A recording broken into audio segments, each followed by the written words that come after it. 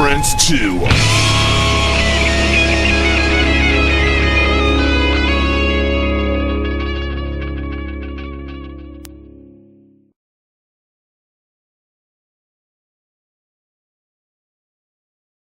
This is BleachBANGS Music, and I am sitting in with Aaron Nordstrom from Gemini Syndrome. That's me. That's you, man. Just came off Kattfest in Oklahoma City. Throwing it down, just like you guys do, man. Just throwing it down. I love these festival shows because of the stage size, man. You get the room to run around, and you know, a lot of the clubs. And I love playing club shows too. Don't get me wrong, but having the room to just be crazy, man. It's just fun. That's funny because that was like my first question. Yeah. It was like, do you prefer intimate clubs or a festival setting better? They're both different things. You know, they're both cool, and they both offer a different atmosphere. You know, like the club scene, like you said, it's intimate and you're right up front with everybody. Right. You know, the show we played last night outside Chicago with Fozzy, which is kind of like a hometown show for me. There's no barricade. You know, I mean, kids are on the stage. Nice. So you can like high five people and stuff like while you're playing and stuff. But with a show like this where you've got literally thousands of people all screaming, and we were joking, like, seemed like the stage was a mile long. So you have to stop yourself from, like, I have to stop myself from getting winded, you know, like, I have to remember that I still have to sing and I'm not doing cardio. Right. So that's awesome. So how did you guys hook up with Fozzy? I mean, Fozzy's an awesome band. I've been following Fozzy for a long time. Actually, we had an interview with Mr. Ward up in Kansas City about 4 years ago, I believe. And then Jericho comes out and he's like, "You guys doing an interview? Mind if I join?" Oh, he's so cool, man. Too cool, man. We've done a couple one-offs with them in the past on other tours. Never really got to meet any of the guys at that time. We're on the same label, too. So I'm sure that had something to do with it. But we were out doing a headline run for a couple weeks before we met up with them. Then we did... here he is. Here's Brian. Brian enters the room. So yeah, they asked us to come out and do a short little 2-week run, and then we have a headline run after that. I got to meet Chris finally the first night when we met up with the band or whatever, and man, he is just the nicest, most gentle dude for being a wall of a human being. Exactly. And super intimidating to look at, but when you shake his hand, he's just very gentle and soft-spoken and smiley and happy, just happy to be there. He invited me to be on his podcast at some point on this tour, so I'm really excited about that. Yeah. So I've seen him probably 3 or 4 times. I can't remember how many times, but you're always expecting him to do a backflip off the stage because he fucking could. You want to say hi, Brian? Hey, what's up? What's going on, Brian? This is BleachBANGS Music. We are from Oklahoma City, and you are just getting off stage at Kattfest. Awesome. He didn't even get to change his clothes. I know, I right? did. I just got done with the front line. I was about to say he's not even sweating. It's like, Well, but I'm wet. Believe me, underneath all that clothing, there is a cesspool happening of sweat. Memento mori. It means remember we die, correct? Yeah. Yeah. Yeah, dude. Heck yeah. And you actually have a song called that may or may not be playing on the radio, like everywhere. So how has your life changed? Do you live by that credo? Well, yeah, lots of jet skis, boats and hoes, mansions. We go to all the fancy parties What a now. load of crap. All right. Parasailing in the Bahamas. With the beebs. The beeps. He's the homie. Yeah, man. So when you think about that, though, I mean, what did you guys want to project to the audience? Because I know what I took from it. It's like, I need to live my fucking life. Yeah, it's kind of like a beacon to bring you back to the present, right? You know, and realize that you want to think that life will be long and rich and beautiful, and God willing, it will be. You know, But for some people, that doesn't happen that way, and it can go in the blink of an eye. Exactly. You know, I've been to a lot of funerals in my life, and more than I care to. I know. And the older you get, the more you go to. That's just a statistical fact. Yes. Statistical, is that a word? Testicular. Yeah, you got it. We were getting pretty serious there for a second until that. But yeah, it's really just a reminder and it's a reminder to us and to people listening to it, to be present and be alive and be grateful. You know, I've personally, you know, knocked on death's door more than once, and that was kind of a wake up call to me. You know, I mean, if you only had the rest of today, you know, what would you do differently from this moment for the next 12 hours? Exactly. And if you only had the week, what would you do differently? What if you only had the month or the year? Yep. What if you only have 22 years? Yep. What if you only have 43 years? Like, at what point do you give up and be like, all right, well, this is where I get lazy. This is where I'm boring. Yeah. This is where I just sit there and binge watch another fucking goddamn season of something on Netflix. People do. We just get so fucking lazy. That was perfect. I mean, you just get lazy about telling your wife you love her. Telling, for sure, you know, I'm just crazy shit that you should be doing every fucking day. Yep. I'm here with my son, and I haven't been to a show with him for a long, long time, and I really want to go out there and hang out with him. I mean, because, you know, you just never fucking know. Yep. He's doing construction. He could fall off a scaffolding, and so you never know. Which is terrifying. I mean, but moreover, it's just like if not even that he's gonna die, but that you have that the version of him and you in 20 years versus the one that's disconnected, and then versus the existence, the parallel universe where you took that time to be connected. You know, those are two different realities. And which one do you want to live in? Yeah. it's been kind of crazy the last few months, obviously, with, you know, people in the industry that have taken their lives and whatnot, and that was heavy. And for me personally, right around, I mean, in that same couple months, one of my closest friends killed himself,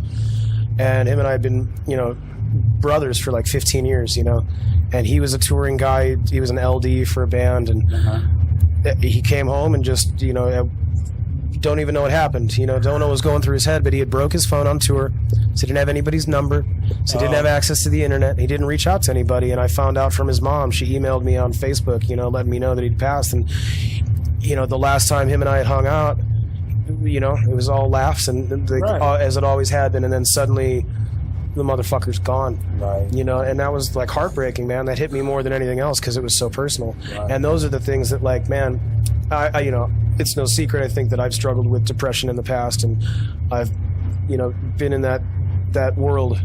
And when you're on the receiving end of it, it's like a fucking kick to the teeth, you know, to realize that, like, that's what, if I go down that road, this pain is what I cause other people. Exactly. And if that doesn't sum up memento mori, I don't know what does. Exactly. What is it they say? The pain never goes away. You just transfer it To other people. You transfer it to somebody else. Yep. It's so fucking real. So let's move on from that. Well, that was depressing. Shit. Do you guys feel like your music has transformed or evolved since Lux? No. No, it's the same shit. No, I'm joking. Yeah. Not at all. No. I think it regressed, if anything. Yeah. allow us to dilapidate into. This is why we tag team interviews, because I'll just be totally serious the whole time, and then he comes in with a comic relief, man. Nah. We're just gonna get worse and worse. Phoning this one in, guys. Listen, you understand. I've fucking got a lot of Joe Rogan podcasts to catch up on. So. I mean, there's over 1,020 now, so. Oh my god. So, what is your guys' songwriting? How do you guys go about doing it? I mean, do you have a special recipe that you guys follow when you write a song? Because it's pretty complex. I mean, there's nothing simple about what you guys do. Well, have you met AP? No. She has anger issues, so we had to go to some court-mandated anger management counseling, and we just took the transcripts from those from our therapist, Meigs Rascone. You might know him. He played guitar in a band called Theory of a Dead Man, and Cold Chamber. We ended up just writing it out and doing a little theater on it, and shish kaboom pow, how you like me now. I fucking can't even with you today. can't even, bro. Catch me outside later. No. Should we just stick with that? Yeah, Well, it's the truth. court mandated. Better than the truth. Oh my goodness. Don't be ashamed of who we are. So it looks like you guys are going to be on the road until late November, Early November. mid-November, somewhere around in there. Early. So, Yep. Early. Okay. So, what you guys' plans after that? What do you guys do on your off time? We're gonna go back to court mandated therapy and write another record. Go to Big Bear. Just hang out. Take some peyote. Shave some sheep and make our own wool like Gandhi. Become one with the earth. Mother Earth and Mother Moon. Yeah. Hell yeah. Got an album that you're going to want to work on, right? We're gonna work on, I mean, that just happens. Yeah, well, that shit You just wake up. In and- between the Buddhist conclave. After the peyote, Yeah. right? We'll get like an angry phone call from our lawyer, like, blah, blah, blah, blah, contract this. And we're like, okay. He'll be interrupting our 10-day Zen meditation of silence, you know. Yeah. We won't be able to take the phone call. It's really bad. Yeah, just poop another one out, just like we did Memento Mori. Oh my gosh. Do you guys ride on the road? Or is there a certain... No, not at all. No, I'm just going to give him the mic and let him talk. Do you don't ride on the road at all? Do you have like little, on the phone recording little things every once in a while? Let's see. Yeah, Let's I'm go. sure Let's it's go to all my most. over. Let's go to my most recent voice memo and see what's here. Let's Lord. see. Here we go. I don't know Okay, if I here it wanna is, know here it what is. You've been recording. Here we go. We're gonna have the real thing, right? Yeah, here it is. I'm going to go to my videos too. Oh, let's see. Is it maybe here?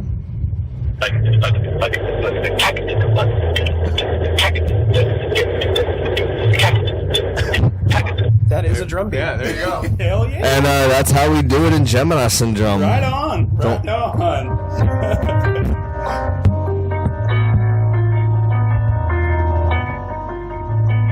Yeah, epic piano stuff, you know. Yeah, right on. Right on.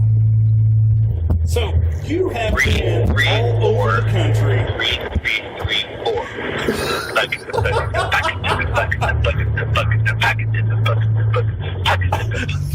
Okay. You've been all over the country. Been to a lot of different places, different venues, big and small, Kattfest, Oklahoma City. If you had the choice of your ultimate place to play, where would that be? Valhalla. Oh, yeah. South Pole. The South Pole. Yeah, Killer. Have you been totally. Not yet. Not yet.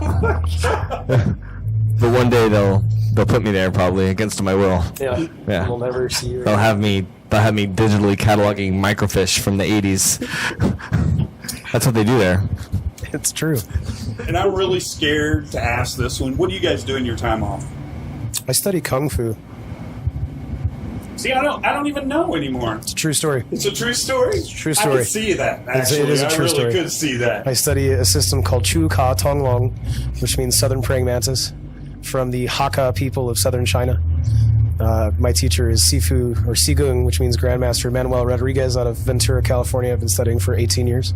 Right on. That is actually true. I totally believe it. You can tell how good I am because of the wrist brace I'm wearing.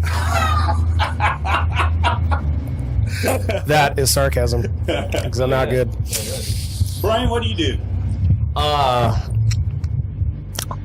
I dabble in spiritual esotericisms. Esotericism. Yeah, in extreme zealotry. I'm a Knights Templar cryptic Mason of the Scottish Order. Yeah, and I believe in the large mammals that went on in mass extinction over 11,000 years ago was not due to mass hunting by earlier hominoids, but I believe it was due to a comet striking the North Pole and creating a large ice glacier 2 miles thick and basically sand dusting the entire northern American plain, causing all the mammals to go extinct. But what do I know? I'm just a fucking drummer, right? So you guys are back on with Fozzy tomorrow. Is that right? Day after. We're Day driving from Oklahoma to Buffalo, New York. Oh my God. Oh, yeah. Well, I'll see you there. I'm flying. Yeah, sure you are. On your carrier pigeon. Well, thank you guys very much. Awesome show. Great turnout. Shit. That was an awesome turnout. And I can't wait to see you guys and what you guys have coming for us next year. And everybody go out, get the album, and remember you die. Yeah, remember that. But until you survive, Until you arrive. don't be a hoe. Just thinking. Because it's the only thing you know.